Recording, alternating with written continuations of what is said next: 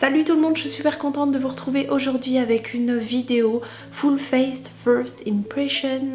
Donc en français ça donne mes premières impressions sur tout mon visage. C'est une vidéo que j'ai beaucoup vue sur les chaînes anglaises et américaines. Donc je trouve ça vraiment très bien pour inclure en fait plein de produits qu'on n'a jamais testés dans une seule et même vidéo. Donc la première chose qu'on va tester aujourd'hui c'est le fond de teint de chez Wet n Wild. Donc c'est un fond de teint qui est cruelty free, qui est très peu cher puisqu'il coûte à peu près 7 €. Ouais, 7 €, c'est ouf. Moi je l'ai pris dans la teinte soft beige. Ensuite on a une palette de chez Morphe, donc c'est la 12 NB qui a une harmonie dans les tons assez chauds.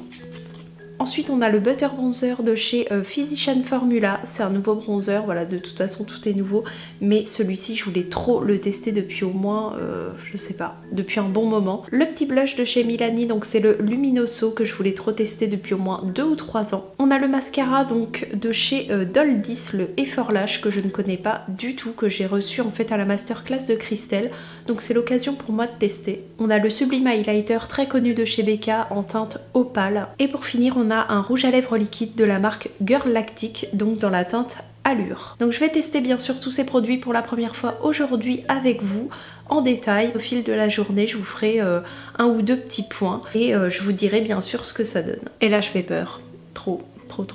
Donc on va commencer tout de suite. Je vais vous dire déjà ce que j'ai fait un petit peu. Oui, parce que j'ai la peau nue, mais j'ai quand même fait 2-3 petits trucs. Mes sourcils déjà, j'ai appliqué mon sérum également qui est le Buffet de la marque The Ordinary. Si vous êtes un petit peu connecté comme moi au monde de la beauté, vous avez sûrement entendu parler de cette marque qui fait beaucoup parler en ce moment. Donc je vous en dirai des nouvelles une fois que je l'aurai bien testé. La marque First Aid Beauty que voilà, dont je vous ai parlé dans mes favoris de l'année. Donc j'ai juste appliqué ça sur mon visage. Donc on va tout de suite passer à l'application du fond de teint Wet n Wild, et comme il est vraiment pas cher et en plus cruelty free, c'est marqué en bas, donc non testé sur les animaux, je me suis dit c'est le fond de teint parfait à tester. Donc moi j'ai pris la teinte soft beige, donc on va voir si ça match avec ma carnation, j'espère. En tout cas c'est une teinte dans les plus clairs avec des sous-tons jaunes, donc j'espère qu'il est pas trop jaune non plus. Et ça se présente comme ceci, il a une petite, comme une petite tige, spatule, appelez ça comme vous voulez. Et je vais faire l'application donc avec deux outils différents, le côté droit avec un pinceau de chez Make Up For Ever qui est le 108, donc un pinceau fond de teint assez large, et le Beauty Blender du côté gauche. Comme ça on aura vraiment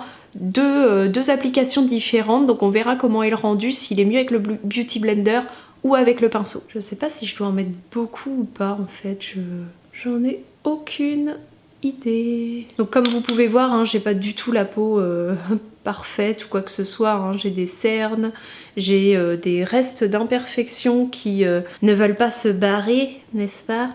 Alors déjà, ce que je dois vous dire, c'est que l'odeur est pas top. Ça a une odeur un petit peu de peinture, mais très légère, mais quand même une odeur de peinture. C'est très bizarre. Alors déjà au niveau de la teinte, je crois que c'est légèrement trop foncé ou trop orangé. Donc on va commencer avec le côté au pinceau. Donc ce fond de teint, il promet en fait une couvrance moyenne, je crois, avec un rendu assez lumineux et assez naturel, c'est-à-dire qu'on est censé voir un petit peu la peau en transparence. Ça n'a pas un effet, vous voyez, vraiment masque. Moi disons qu'il me faut un peu de couvrance, mais j'aime bien en fait qu'on voit que voilà, qu'il y a un petit effet, on voit un petit peu la peau quand même à travers. J'aime pas que ça fasse trop couvrant non plus. Au pinceau, je suis moyennement convaincue. Après, les pinceaux Make Up For Ever sont en poil synthétique. Bon, c'est un poil trop foncé, mais ça passe. Honnêtement, ça passe une fois qu'il est fondu. C'est pas catastrophique. Je vais descendre un petit peu dans le cou. Et on va faire maintenant l'autre côté au Beauty Blender. Donc déjà, ce qui m'interpelle au niveau du rendu, c'est l'effet vraiment lumineux. C'est la première fois que je vois ça sur un fond de teint. Bien sûr, j'ai pas testé tous les fonds de teint, mais... Bon, alors déjà, premier point à l'application. Déjà, je peux vous dire que je préfère largement le rendu du Beauty Blender. En fait, on a un effet plus lumineux au pinceau, mais je trouve que les pores sont plus visibles pour le coup. Le fait d'appliquer au pinceau, en fait, ça camoufle pas les pores. Je sais pas si c'est l'effet pression, je pense que c'est ça. Mais je préfère le rendu au Beauty Blender, même si ça boit quand même beaucoup plus de produits. Il me faudrait juste, voilà, une petite teinte légèrement plus claire et ce serait vraiment parfait. Mais pour l'instant, le rendu est top. On a un glow en fait. Donc c'est vraiment très joli. Je vais appliquer vraiment de la poudre aux endroits stratégiques comme je le ferai en fait avec n'importe quel fond de teint. Juste poudrer la zone T et puis on va voir ce que ça donne. Donc on va laisser le teint tranquille et on va tester la palette Morphe 12 NB que j'ai reçue donc à la masterclass de Christelle que je vous ai présentée donc dans ma vidéo qui est juste avant. Et c'est une palette dans les tons neutres mais assez chauds et on va la tester ensemble parce que j'ai jamais testé les fards Morphe. Le seul truc qui est chiant dans cette palette c'est qu'on n'a pas du tout de miroir. Donc je vais appliquer un fard assez clair pour mettre donc sur toute ma paupière qui va faciliter le travail des fards. On va prendre celui-ci qui est un espèce de coquille d'œuf. Donc après je vais prendre un fard de transition, je vais choisir celui-ci qui est mat pour mettre au creux de ma paupière. Donc les fards sont un petit peu poudreux quand on les prélève dans la palette mais vraiment rien de méchant. Après je trouve qu'à travailler c'est pas le top. Enfin, en tout cas pour cette couleur. Je vais prendre un pinceau un peu plus précis et je vais appliquer donc la couleur un petit peu irisée. Voilà, ce marron un petit peu glacé. Et je vais l'appliquer vraiment à l'extérieur uniquement de la paupière. Là, vraiment cette couleur est très très belle. Je vais venir appliquer cette couleur très très chaude au centre avec un pinceau assez fluffy, donc en remontant un petit peu sur le creux pour apporter un peu de chaleur parce que là je trouve ça quand même un petit peu trop terne à mon goût. Donc ensuite je vais appliquer au doigt cette espèce de doré très lumineux au centre de ma paupière mobile pour vraiment créer en fait un point de lumière. Donc ensuite je vais faire mon ras de cils inférieur avec cette couleur très chaude que j'ai appliquée précédemment et un pinceau crayon donc très très fin. Et ça va vraiment être la première couleur qu'on va appliquer. Et ensuite je vais prendre la couleur la plus foncée ici pour faire le ras de cils inférieur et supérieur. Donc avec un pinceau toujours très très fin, pinceau crayon. On va avoir un effet un petit peu fumé, hein, un peu flouté.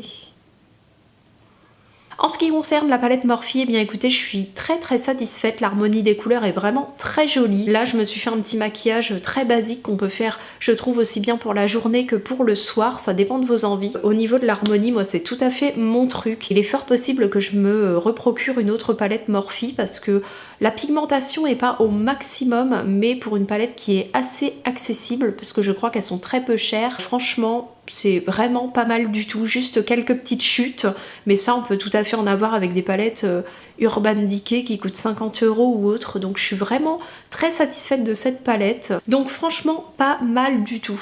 Qu'est-ce qu'on va faire? Je vais appliquer mon anti-cerne, donc hors caméra. Je n'ai pas fait l'acquisition de nouveaux anti-cernes. C'est mon petit joker pour cette vidéo, hein. J'avais pas d'anti-cerne à tester, donc voilà. Là, il est 13h22, donc il était à peu près 13h hein, quand j'ai appliqué le fond de teint. Donc comme on teste tout ou presque dans cette vidéo, je vais tester un nouveau mascara de chez Doll10. Voilà, c'est la marque, je la connais pas du tout. C'est le Efforlash. C'est un mascara que j'ai reçu donc à la masterclass de Christelle. Et c'est une brosse donc en silicone. Ah, il est pas mal. Alors la brosse est assez grosse, mais bizarrement les picots sont bien raides et donc ils attrapent bien les cils en fait. Bon, à part le bruit abracadabrant que fait la brosse, sinon tout va bien. Bah franchement j'étais sceptique parce que je connais pas du tout cette marque, mais le mascara est pas mal du tout. Par rapport à plein de mascaras qui sont ultra connus de grande surface et autres, c'est vraiment un très très bon mascara, je suis hyper surprise. Donc on va terminer le teint maintenant avec le Butter Bronzer de Physician Formula et je pense que vous en avez aussi beaucoup entendu parler. C'est un bronzer qui est déjà très très joli et apparemment la texture est très particulière, d'où son nom l'indique, un Butter Bronzer. Et ce qui choque déjà quand vous l'ouvrez, c'est l'odeur. Il sent littéralement l'eau de coco. C'est une tuerie, mais pas l'eau de coco chimique, hein. L'eau de coco genre... que t'as envie de boire quoi. Déjà il y a des petites vagues comme ça, c'est genre trop joli. Donc je vais l'appliquer au pinceau évidemment parce qu'il y a une espèce de houppette à l'intérieur en silicone on dirait. Donc non, je vais l'appliquer au pinceau. On va voir si ça se travaille bien.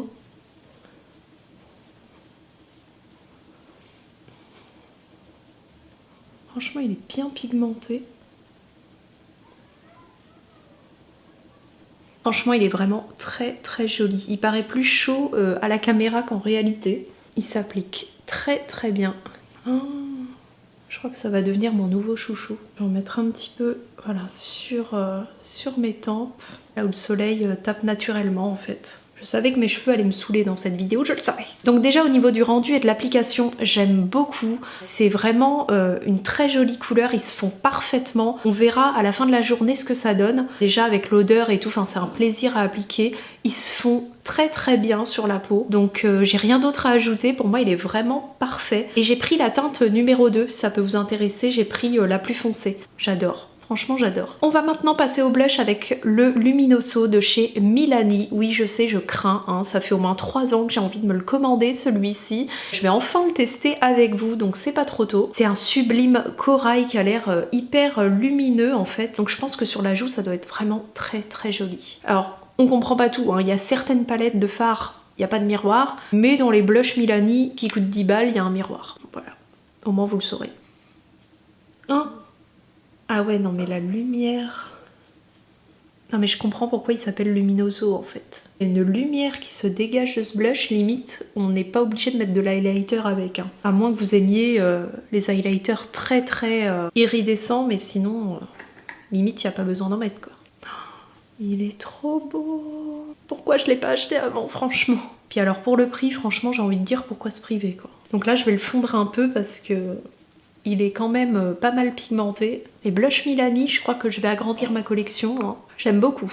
Ensuite, on va tester l'highlighter de chez Becca, donc le Opale, le petit nouveau venu dans ma collection, qui est, soit dit en passant, très connu, très ancien, mais voilà. Je l'ai eu à la masterclass de Christelle aussi. Autant dire que je me le serais acheté, je pense, mais voilà.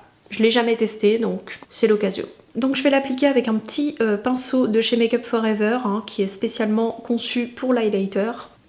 Oh là là, c'est canon. Waouh.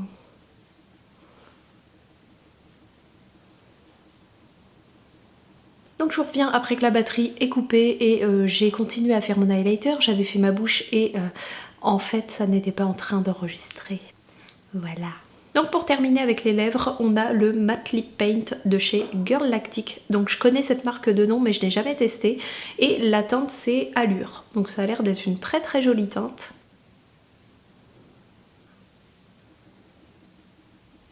En tout cas la texture est très fine. On a une belle couleur qui est bien opaque. Hein. Ça fait pas de patch de couleur comme dans certaines marques ou certaines teintes. Hein.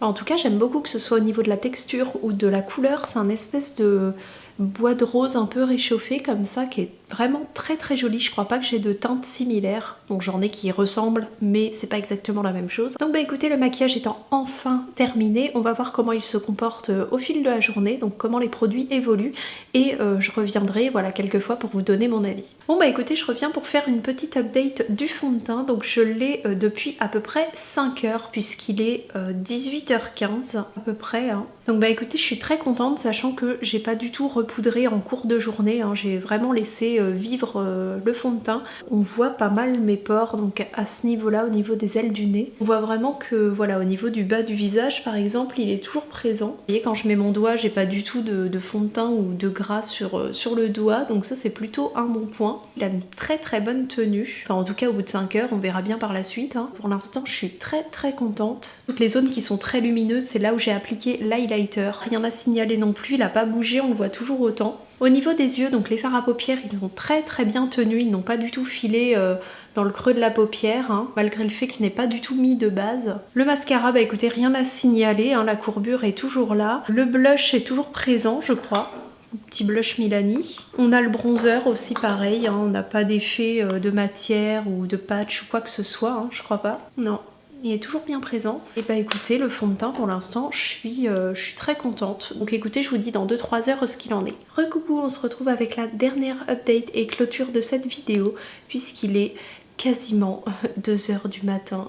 J'ai honte. Je suis littéralement claquée, j'ai qu'une envie, c'est d'enlever tout le maquillage que j'ai sur le visage, mais avant je vais vous en parler quand même, c'est un peu le but de la vidéo. Donc déjà au niveau du teint et au niveau du fond de teint Wet n Wild, donc là on peut voir clairement que c'est pas que l'highlighter qui brille, hein. J'ai des zones de brillance notamment au niveau du front et au niveau des ailes du nez, on voit clairement mes pores Le pire c'est le front, je crois. Donc avec des petites retouches de poudre dans la journée, pourquoi pas, mais là sans retouche c'est juste pas possible. Même je vois au niveau du haut des sourcils, c'est clairement assez moche. Ça fait 13 heures que je le porte quasiment, donc on peut dire que je l'ai vraiment épuisé au max. Sinon bah écoutez, pour le reste ça va, les cils ça va, la palette de fard à paupières Morphe, bah écoutez ça a bien tenu aussi. L'highlighter il a bien tenu également, le bronzer aussi, il est toujours en place. Franchement je suis vraiment étonnée aussi du bronzer. Je suis choquée. Donc voilà ce que ça donne de plus près. Donc vous voyez clairement qu'au niveau du front, ça a clairement régressé. Au niveau du rouge à lèvres, bah ça s'est juste un petit peu estompé au centre. Les lèvres ne sont pas du tout inconfortables. La couleur est toujours là. Donc voilà, il n'y a rien qui m'a déçue particulièrement dans cette vidéo. Après c'est vrai que le fond de teint, clairement, on a besoin d'une retouche de poudre. Hein. Là c'est clair et net. Bon, hormis que le fond de teint est un peu trop foncé pour moi, donc je prendrai une teinte plus claire pour le mixer avec. Mais sinon, hormis la couleur, voilà, au niveau du fond de teint lui-même, j'ai rien à signaler. Je crois que d'ici je brille de mille feux. Bon écoutez, il est 2 h du matin, j'en peux plus, j'ai qu'une envie, c'est de me démaquiller, d'aller me coucher. En tout cas, j'espère que cette vidéo vous aura plu, comme toujours, qu'elle vous aura aidé. Et je vous fais plein de gros bisous et je vous dis à la prochaine.